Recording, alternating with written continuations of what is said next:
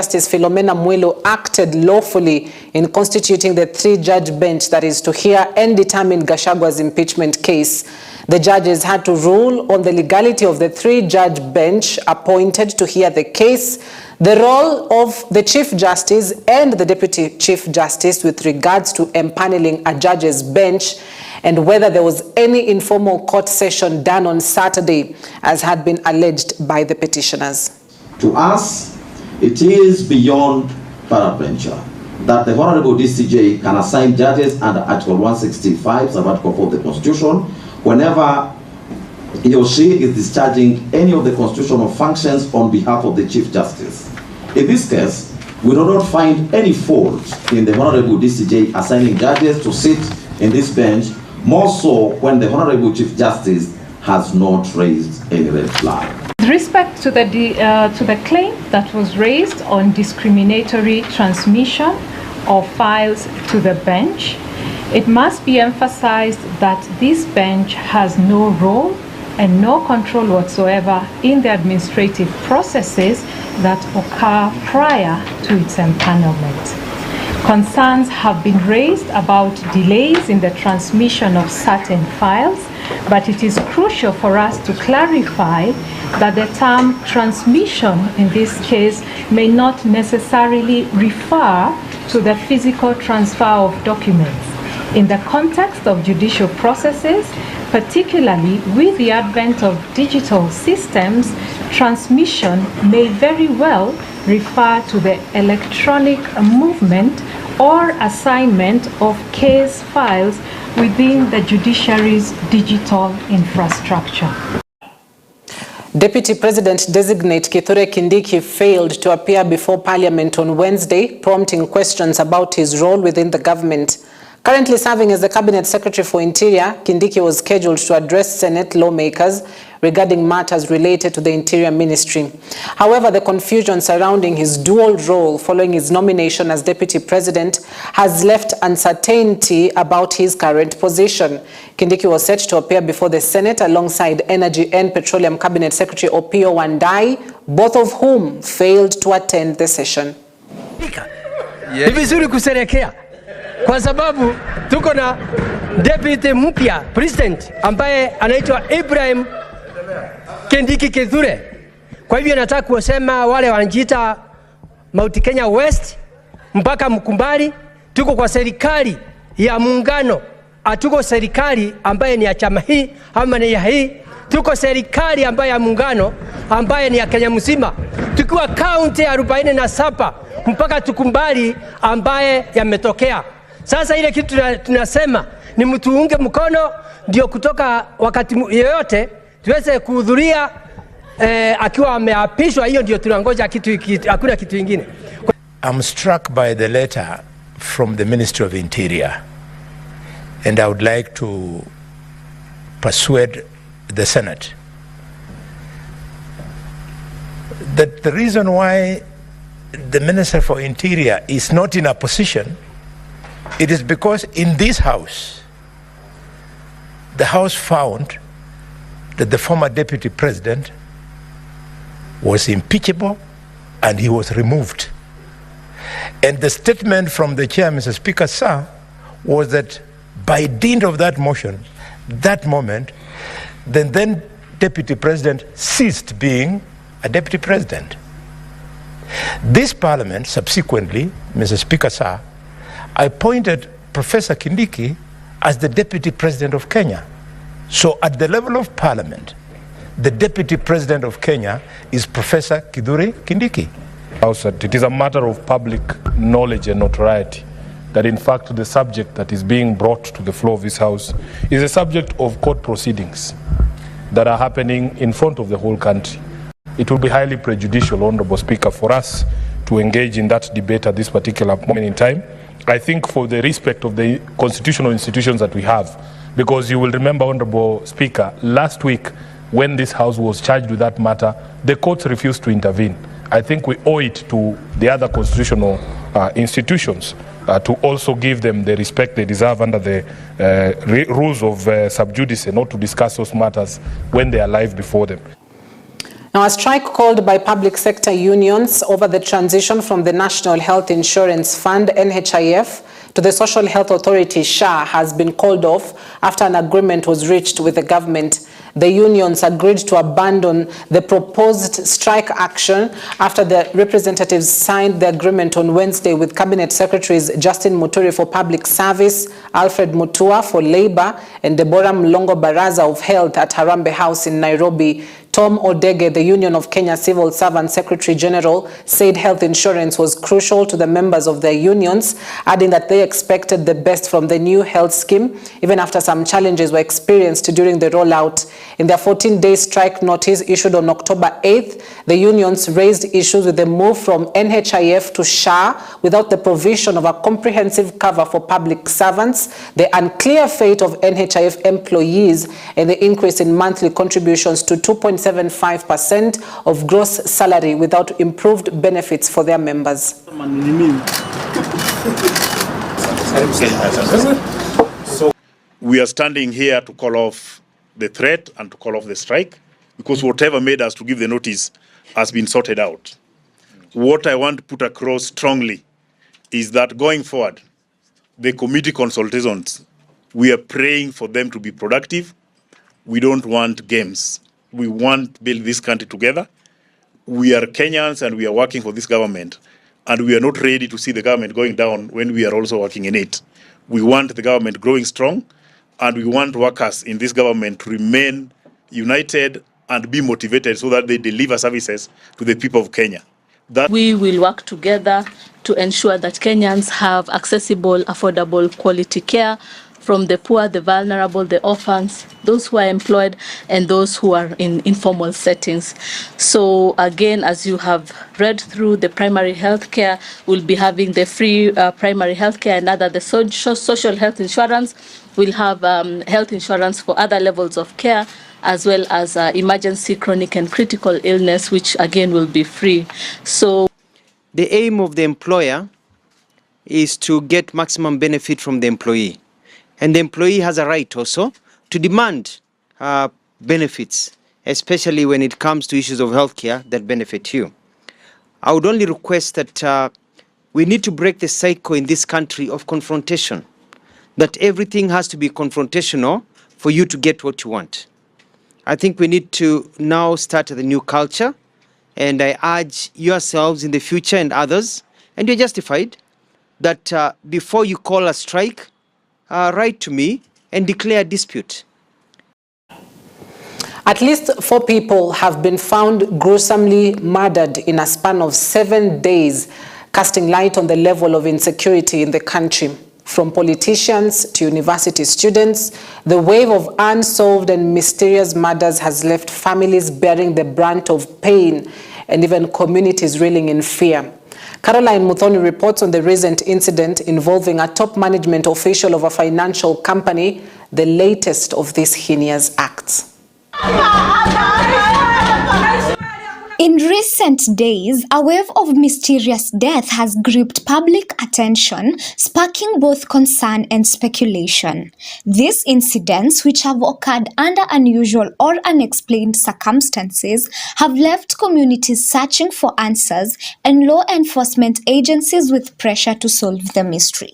A family in Eastleigh is crying out for justice following the death of their loved ones. 2 daughters and their mother, who disappeared on Monday, were later found dead in Bahati, Parklands, and Machakos respectively, with similar injuries suggesting that one person may have been behind the 3 killings. The 2 girls, aged 11 and 22, left home on Monday evening at around 5:30 p.m. to search for their mother, who had gone out earlier in the day for treatment in Eastleigh and stayed out too long with no communication. CCTV footage obtained captures Amina and Nusuiba making a phone call, then a car arrives where they both get in. This marks the last moments when these 2 were seen alive. Binti yetu anaitwa Waris, alisema anataka kwenda kuangalia skin yake hapa BBS Mall. Na alipoenda ilikuwa ni saa 2:30, walimngojea wao mpaka ikafika saa 5 na bado hajarudi. Wakimpigia simu anasema ninafika na kuja. na then hawa wakasema hawa wasichana wawili sasa ambao wameletwa, huyu Amina Dahir na huyu kazini yake mdogo. The dead body of Willis Ayeko, the Wells Fargo Human Resource Manager, was discovered on Monday in Sabatia, Vihiga County, in a mortuary after he went missing on Friday, October. His colleagues and family say Ayeko went missing after attending a burial in Gem, Siaya County. His vehicle was found abandoned in Sabatia, Vihiga County, the same place the body was abandoned and later taken to the mortuary. In the same breath, the body of missing Wajir member of County Assembly for Dela Anole Award, Yusuf Hussein Ahmed, was found in Lake Yahud area in Wajir County a month later after he went missing. He is alleged to have been abducted on 13th September. His family identified the mutilated body at a local mortuary, saying he bore signs of severe torture, ruthless beating, and extensive burns, and both his eyes gouged out. Not long ago, 23-year-old Seth Nyakio's body was found in her house in Biafra area, Thika, Kiambu County. Njeri was killed on Monday night by unknown assailants. Her mother, Lucy Njeri, a nominated member of County Assembly in Kirinyaga County, said that her only daughter was in high spirits on a fateful day. Her naked, lifeless body was strangled and sexually abused before she was killed. Tangu Mandi tumeshinda huku tukisunguka tukitaka haki ya mtoto wetu. Tulikuja hapa kwa hii Biafra sijui nini hii buildings. Wakaanza kutusungusha. Tangu hii siku hatujapata haki ya mtoto. Kuenda leo kwa polisi hapo Thika, tumekuta tu yule msichana ambaye alikuwa hapa anashaka nao maaskari. Sasa tukajua sasa tutapata haki lini? Sisi kama wazazi tutapata haki lini? As investigations continue into these mysterious deaths, the search for truth becomes more urgent, and questions that start to linger in the families of the deceased are: who is killing our loved ones, and when will justice be served? Muthoni Caroline reporting for EBN News. Indeed, very unfortunate trends in the country that have been witnessed, as filed by Caroline Muthoni, our reporter, on just the murders that have been reported in a span of about a week. And these are reported cases. And so key questions are being asked to investigative agencies on just whether or not they'll be able to solve these murders and how fast they can do that. Now, away from that, I'd love us to speak on the housing levy. This is a discussion that has been very controversial in Kenya, especially for persons who are in the formal employment, as well as for those that are bearing the brunt of this particular, housing levy. So the High Court sat yesterday, and this, happened just adjacent to the impeachment case of Deputy President Rigathi Gachagua, and that is why you'd see on our TV screens, we had split screen. I'd love us to understand a bit more about the ruling that was made and some of the grounds of petitions and arguments, as a matter of fact, that were made in the corridors of court. So there was a 3-judge bench led by Justice Olga Sewe, Justice Mongare, as well as John Chigiti, the 3-judge bench that was responsible for hearing this particular petition. So there were 3 issues of determination, and that was on court jurisdiction, whether or not the court had enough jurisdiction to listen into this case, on issues of constitutionality, and that is where we'll be basing our conversation this evening, as well as who bears the cost. Well, the court determined that each petitioner will bear their own cost because this was an issue of public interest, and on court jurisdiction, well, the court sat and determined that they were able to listen into these particular issues that were being challenged. Now, we'll stick on constitutionality because this is where the arguments really came in, and there are about 6 petitions that have been filed, which were all consolidated by the court and listened or were determined, as one. So issues of determination on constitutionality was on public participation that was conducted by the National Assembly and the Senate, and the court determined that the public participation done was reasonable. Now, it had been argued that the National Assembly, yes, did public participation, but the question on to what extent and was it effective public participation, as well as the question else, what else was raised was on the fact that the Senate, quickly determined this particular case after the bill got to them as well. So the courts ruled that the public participation done was reasonable. However, they were able to put up a disclaimer and said perhaps there needs to be rules and laws that really define what public participation is and how effective public participation is.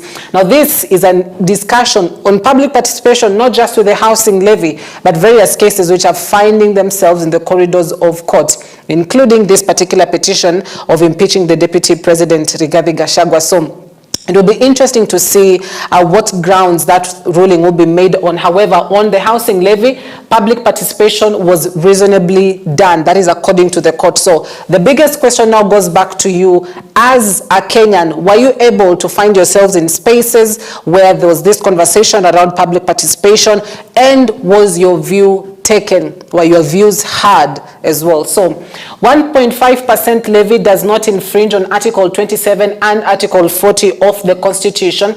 Now, the 1.5% levy, remember, initially as the affordable housing conversation began, there was a proposal to have a 3% deduction, but that was reduced after a lot of uproar from Kenyans, from 3% to 1.5% levy, which does not infringe on Article 27 and 40 of the Constitution. Now, Article 27 of the Constitution speaks of equality and freedom from discrimination. Why are we speaking about discrimination? Because there's only a formula on who pays 1.5% so far, and that is on people who are working in the formal sector.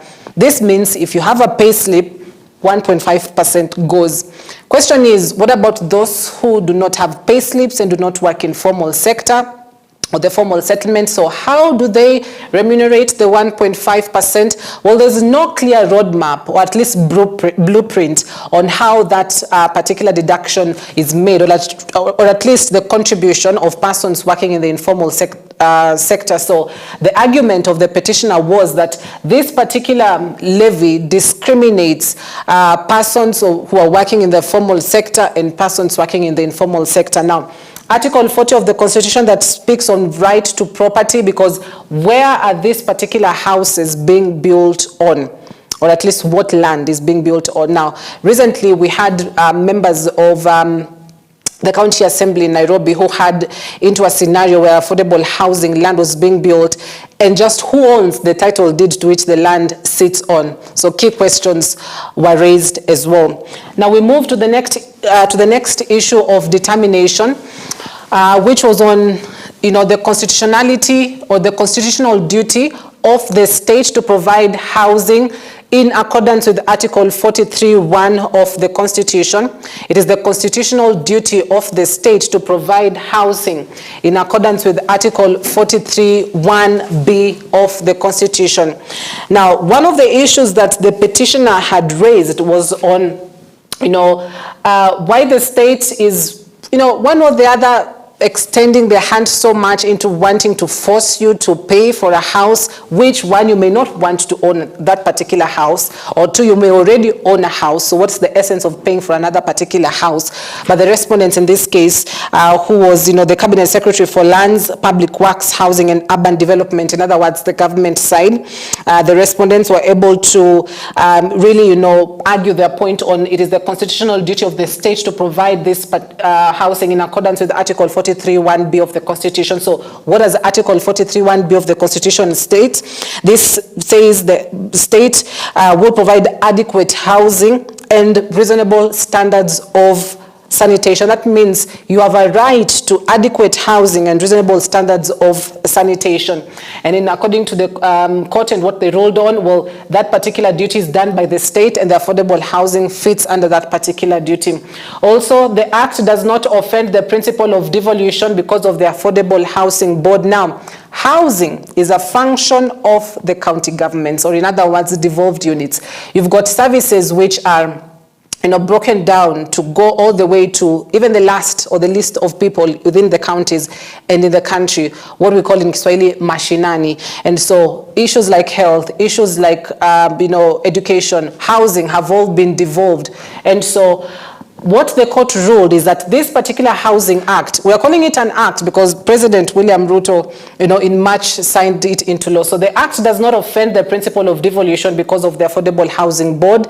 And the Affordable Housing Board is a board which has been put up within this particular levy to be able to be in charge of the funds of the affordable housing levy. If you want to get a house, you make a request to this particular board. If you'd love to withdraw the money that you have been contributing, you make an application to this particular board. And so the court ruled that the Affordable Housing Board does not in any way infringe the principle of devolution because the board has got representatives both from the national and the county governments. And so what the court says, there's no way it infringes the principle of devolution, despite housing being a devolved function of the counties.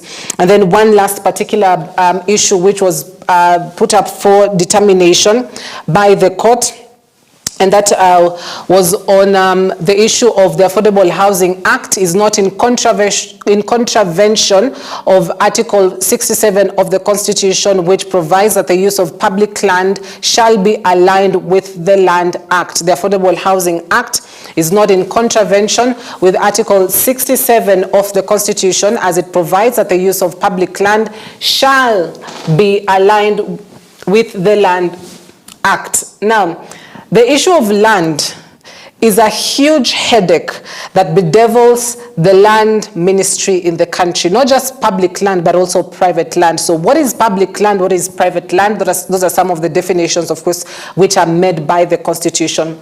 And so the court determined that the act in itself does not contravene with Article 67 of the Constitution, as it provides that the use of public land shall be aligned with the Land Act. The example I made a bit earlier on what land will these particular houses be sitting on, well, they will be sitting on the Land Act, and the court found that, the Land Act is, basically governs what public land is, and so the government can do or will do as it pleases, just in accordance with the Constitution, with this particular public land. So those are some of the issues that are made for determination by the Constitution. Now, there are those who have been arguing that, there was a gap between when these particular petitions were filed until to the point they were heard and determined, and the contributions were still in place. Well, the contributions will continue. So that means, I know this week payrolls have been done in a lot of formal businesses, but you should expect that the 1.5% levy will still be deducted.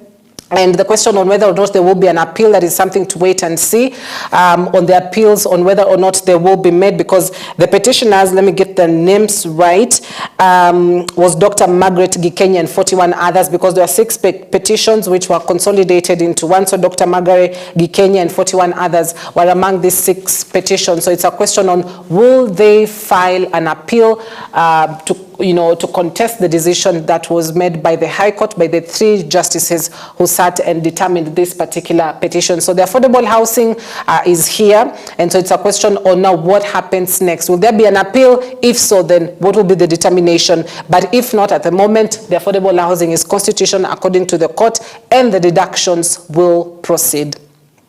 All right, so let's switch to other stories making headlines, where 4 senior Taita Taveta County government officials have been charged with embezzling over 4 million shillings, falsely claiming it was for the commemoration of World War I. Thomas Jumwa, Liverson Mgendi, Christine Mwakera, and Leonard Langat were presented before Mombasa Court regarding the offences they allegedly committed in November 2022.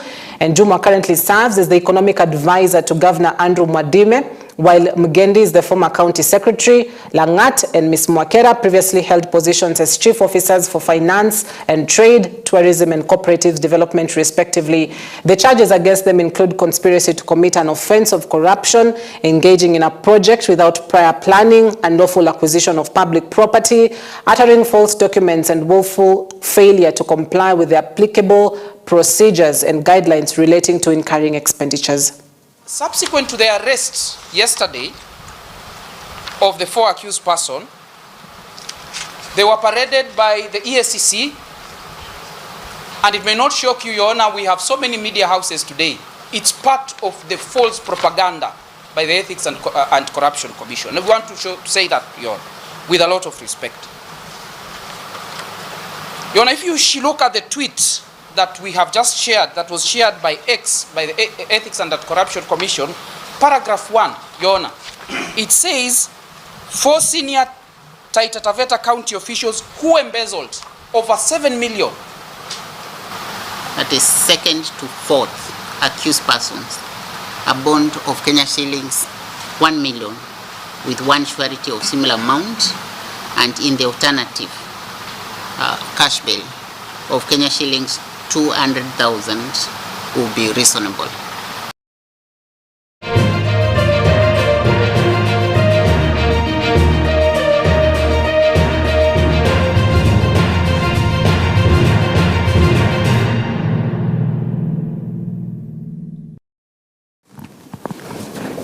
All right, I'm back on this end. So to sports, the County Assembly Sports CASA Games have officially kicked off in Bungoma. And these are sports tournaments which are organized annually by county assemblies to bring together all the 47 counties with the aim of fostering national cohesion. Our reporter Duncan Koba has more.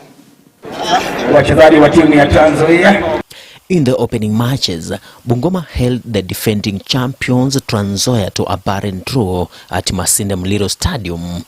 According to team manager of Trans Nzoia, Kisiangani Wambua, regardless of the today's results, they are ready to defend the title they won last year in Nakuru.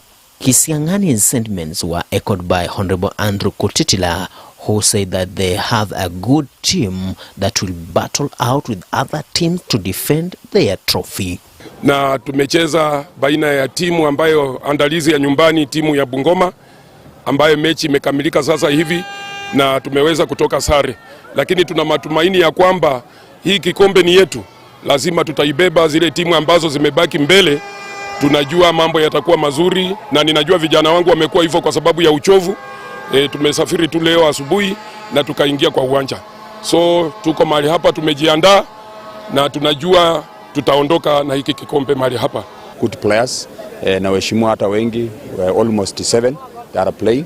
Na hii ni kuonyesha tu ya kwamba we come together as counties, 47 counties, so that at least we share, we interact. Na unajua vitu kama India natuletea uwiano mzuri, inafanya kwamba we interact with the different tribes. Kutoka pa Kilifi mpaka huko Tana River, kutoka Siaya, tunawaambia kwa karibu nyumbani, kwa sababu Trans Nzoia ni sisi hapo kwa mpaka tu. So sisi hapa wote tunawahost Bungoma na Trans Nzoia, we are like hosting this event, but sisi tunajua kwamba hata kama Bungoma tuko mapacha ni lazima tuwalipue. And Bungoma County Assembly team, through their team manager Honorable Jakawa and Captain Noah Wanjala, has promised to do their best to clinch the title of this year's sports, given that the last year's team were knocked out in quarterfinals. Tunaomba kwamba tutafika finali. Unajua timu ambayo hutupiga changamoto sana inakuanga Trans Nzoia. Sasa mwaka huu tuko nao kwa pool moja. Hiyo inamaanisha kwamba hapa mbeleni hatutapatana mpaka finali. So tunaomba kwamba kila kitu kiko sawa, tumejiandaa vilivyo, tutafika finali mara hii. Tuombe, tumeenda draw na Trans Nzoia, they have won 2 consecutive CASA games and we have gone for draw. This is a sign that us hosting is a sure sign that we are going to win.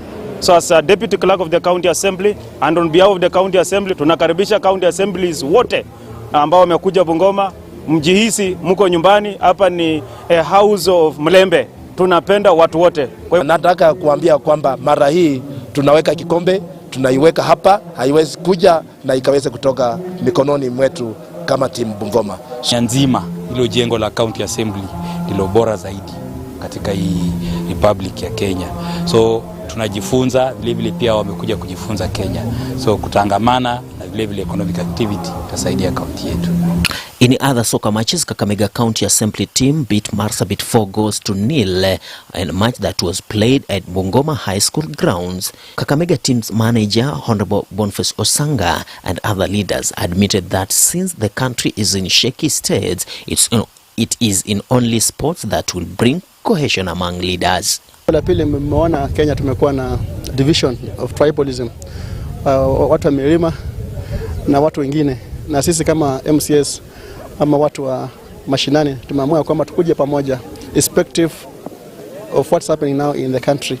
We are supposed to come together, we build a united country, na ningeomba wale wahusika ambao wana divide this country into two, as what the president and deputy president, waweke mbali their differences so that we build a united Kenya where everyone is proud of. Thank you. Jana wamejitayarisha, tunaenda kufika finali na tunaenda kupeleka kombe Kakamega. Huu mchezo unatusaidia na unasaidia pia wananchi kujua kwamba waheshimiwa ni wananchi pia. Kwa sababu tukikuja hapa chini tuna socialize nao, wanaona kwamba pia sisi ni kama tu hao. So mambo ya kusema kutenga waheshimiwa pia tunajaribu kuambia wananchi tuko tu kama hao, tunacheza mpira kama hao, kila chochote wanafanya sisi tunafanya tu kama wananchi wa kawaida. Elsewhere, Siaya County Assembly thrashed Mombasa 3-0 at the same venue. Honorable members who participated in the events urging that it is only in such events where county assemblies will strengthen national unity through sports and other national events. MCAs are unified, then we can say that the county is unified, and we are proud of that as MCAs, and that we are bringing all of us together. We are excited that we are here, we are having fun, we are playing all manner of games, okay? And after all this, when we live here as a united country. So kusema kweli tumecheza na timu ya Mombasa. Walikuwa wazuri Mombasa 001, lakini wajua kwamba football ilikuwa invented kule kwetu Nyanza.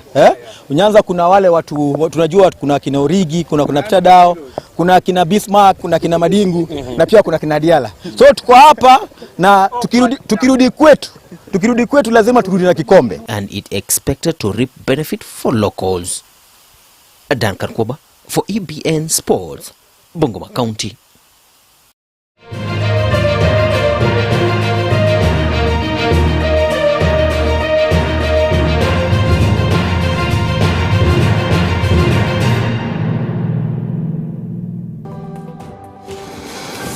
All right, thank you, Koba, for that particular report, which marks the end of our broadcast this evening. Thank you for watching. I hope that you're up to speed with what is making headlines across the country. We'll still be in courts yet again tomorrow. The impeachment case continues, petitions, arguments, and any other issues that may arise. Well, the court session begins at 9 a.m., so we'll be having that wall-to-wall coverage right here on EBN TV. See you tomorrow, same time, same place. Have yourself a wonderful night.